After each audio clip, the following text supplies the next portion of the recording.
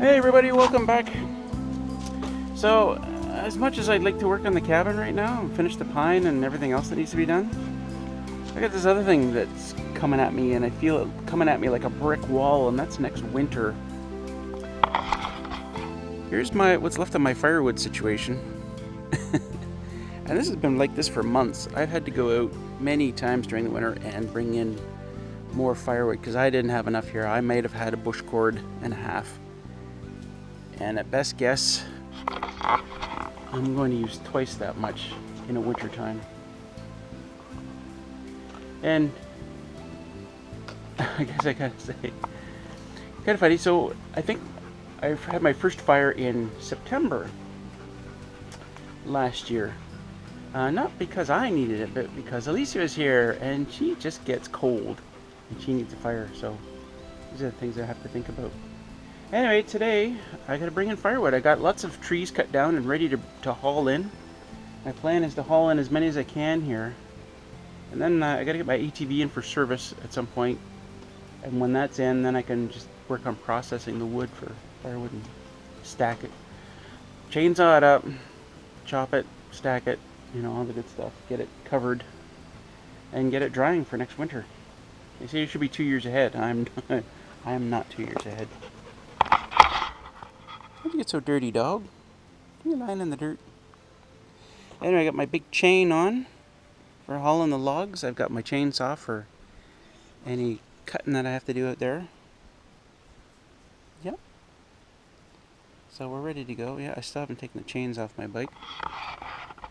And yeah, we're gonna get busy. Bleh, not my fun thing to do. Pretty hot today too. This tree got knocked down in the windstorm about a month ago, and I've just been driving around it, but it'll be a pain in the butt. So I think if I just cut the roots off there, I can either flatten that down or move it out of the way.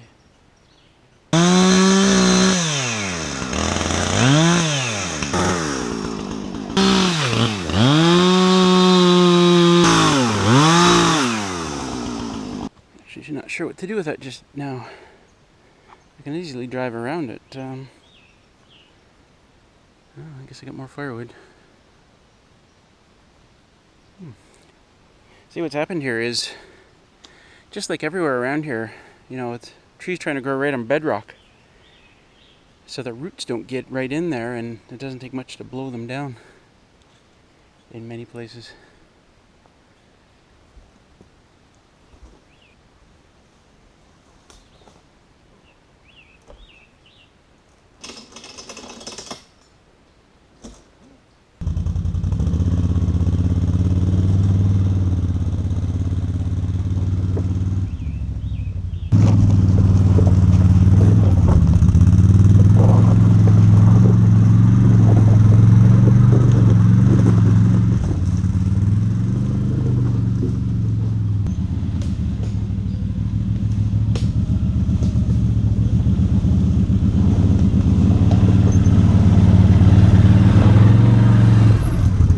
So last year I had a real problem. When I was bringing the logs in, I ran out of room to drive because they just kept stacking up. So I thought, well, I'll bring them down here, and I can keep rolling them down the slope here as I bring them in, and then I can just loop through and around the shelter.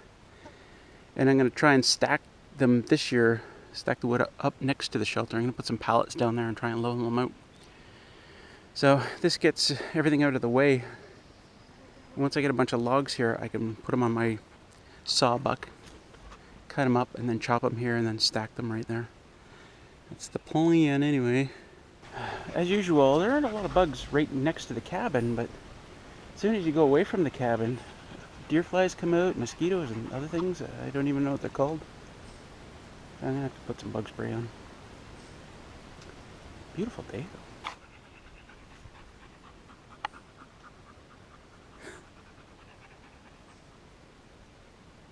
What a beautiful butterfly. That butterfly? Hand tools. I know it's really hard to tell, but there's about 10 down trees in this area. There's a couple right over there. And I kind of just dropped them and left them.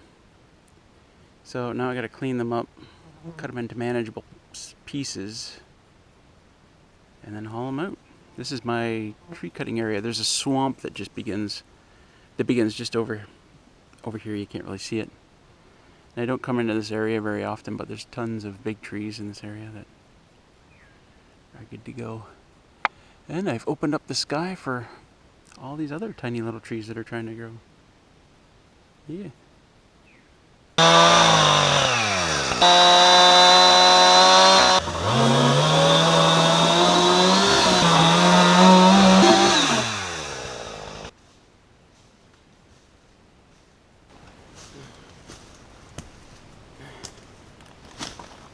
I got my toolkit. Oh, I put a bunch of bug spray on, but these deer flies get me right through my shirt. So I'm gonna have to put on another layer, son, of bug spray. Yeah, big old tree here. I'm gonna take that in 3 pieces, maybe. Look at this guy. Jeez, right through the bug spray. Damn it. Well, I'm back at the cabin again. What the hell is wrong with this thing? Hey. So, yeah. This is not the first time this has happened. The chain came off the blade, and then what happened, I realized until I got back out there with my tools, and this has happened before, but the runners get all ground up, I guess, in that short space of time when the chain is off and before you can stop pressing the button, it grinds up the runners a little bit. If I can find the spot. But where it happens, the chain, there it is, the chain no longer will be straight. I can't straighten out the chain there because the runner is all chewed up and it won't flex anymore. Anyway, pain in the ass, that is.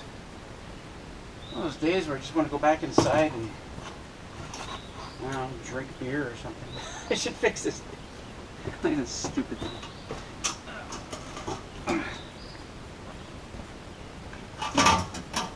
Ah! This.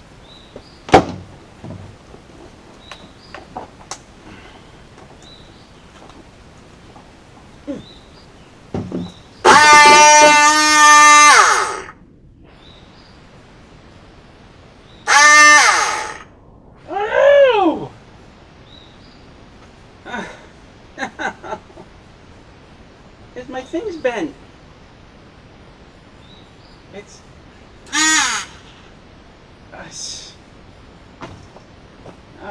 come on. Now what do I do?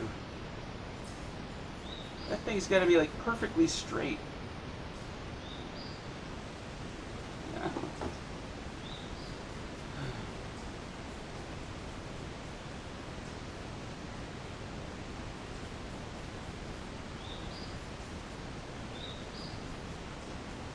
Fuck it. I give up. I'm going to drink beer. Screw this shit. I'm going to drink beer.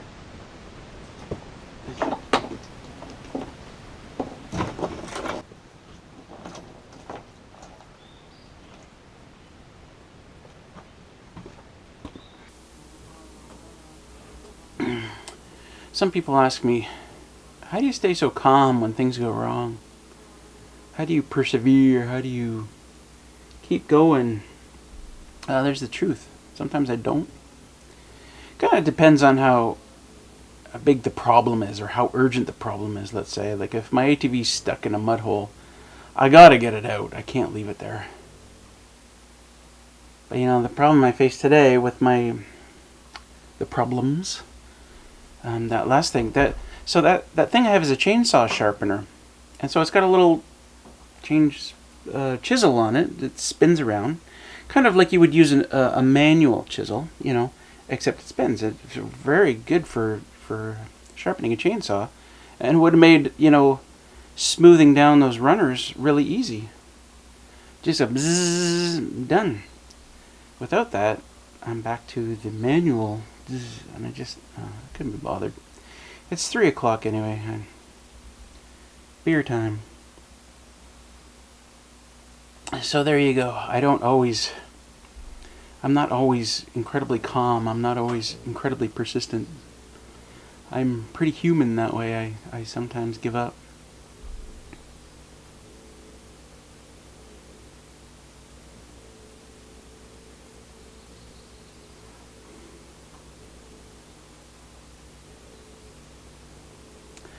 Anyway, I guess that's it. That's it for this video. I gave up. Today I gave up.